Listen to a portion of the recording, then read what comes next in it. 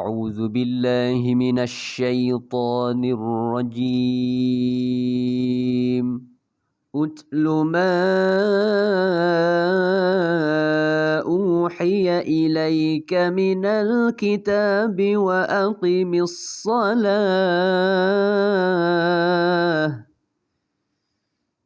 إن الصلاة تنهى عن الفحشاء والمنكر ولذكر الله أكبر والله يعلم ما تصنعون صدق الله العظيم. A'udzubillahi minasyaitonirrajim. Bismillahirrahmanirrahim. Assalamualaikum warahmatullahi wabarakatuh. Alhamdulillah wassalatu wassalamu ala Rasulillah wa ala alihi washabihi wa man tabi'ahum wa wala.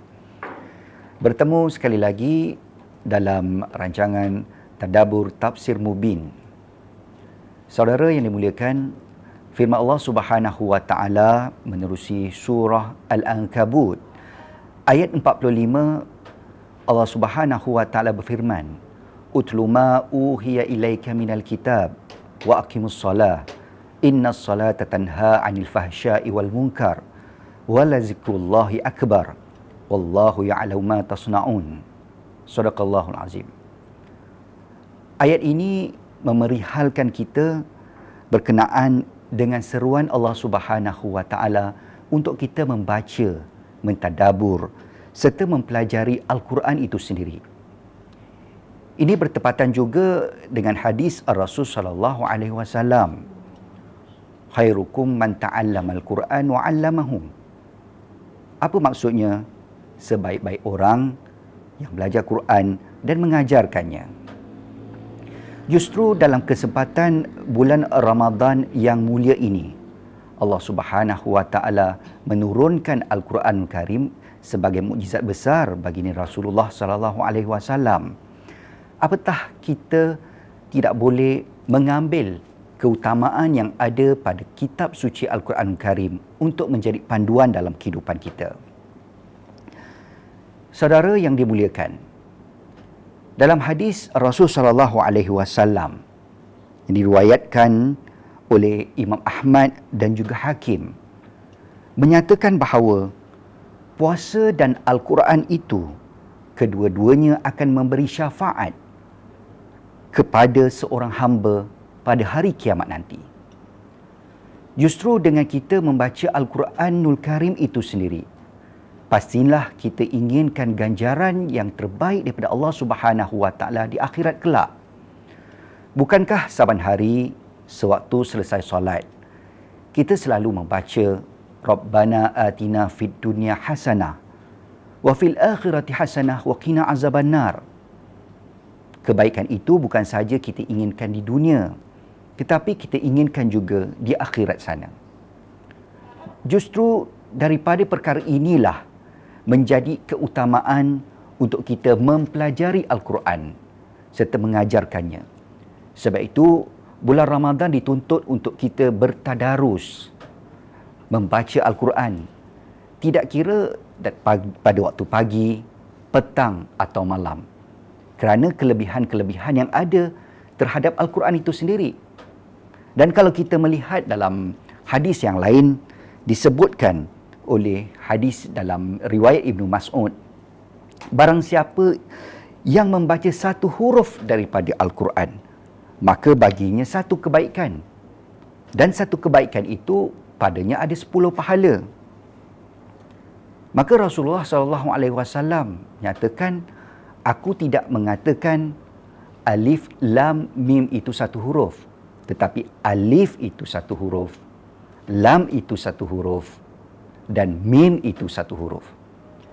Justru dengan kefahaman inilah, maka kita faham bahawa kelebihan yang ada pada kitab suci Al-Quranul Karim, dengan kita membacanya, dengan kita mentadaburnya satu ayat demi ayat yang lain, maka kita faham Allah Subhanahu wa taala akan memberikan ganjaran yang berlipat kali ganda.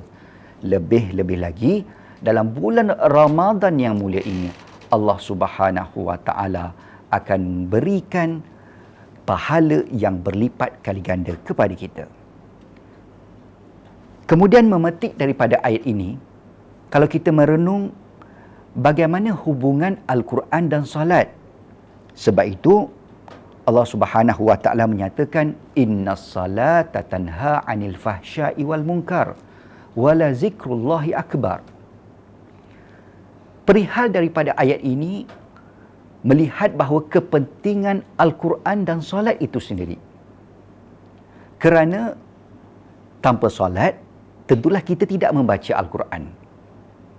Tanpa kita melaksanakan solat fardu 5 waktu sebagai contoh, tanpa kita melakukan solat malam sebagai contoh dengan berqiyamul lail, kita tidak akan mengalunkan kalam-kalam suci Al-Quranul Karim. Justru hubungan Al-Quran dan solat ini sangat berkait rapat. Sebab itu, bagi orang yang faham bahawa kita mestilah memahami Al-Quran itu dengan lebih mendalam, dengan memahami setiap rinci ayat Al-Quran, dengan memahami tafsirnya, dengan memahami maksudnya. Sebagaimana firman Allah dan juga hadis Rasul sallallahu alaihi wasallam mengatakan bahawa berapa ramai juga yang bersungguh-sungguh membaca Al-Quran dalam bulan Ramadan ini tetapi tidak melaksanakan salat. Itulah satu kecelakaan kepada diri kita. Kita memerihalkan perihal berpuasa bermula daripada terbit matahari sehingga tenggelamnya matahari. Daripada 12 jam panjangnya perjalanan puasa kita. Tetapi satu ibadah dan satu rukun yang kita tidak laksanakan, iaitu dengan melaksanakan perintah yang Allah Subhanahu wa taala letakkan di dalam rukun Islam itu sendiri, iaitu mengerjakan solat. Justru bulan Ramadan inilah yang akan mengajar kita bukan sahaja dengan kita membaca Al-Quran itu, tetapi lebih penting kita memahami peranan dan tanggungjawab kita sebagai hamba Allah Subhanahu wa taala di atas muka bumi ini untuk membaca Al-Quran dan juga bersolat, kerana solat itu menjadi kewajipan bagi setiap Muslim. Marilah kita bermuhasabah.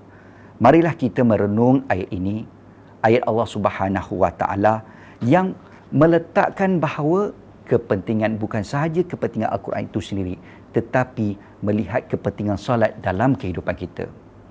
Justru kewajipan yang perlu dilaksanakan sebagai umat Islam itu sendiri perlu dilaksanakan.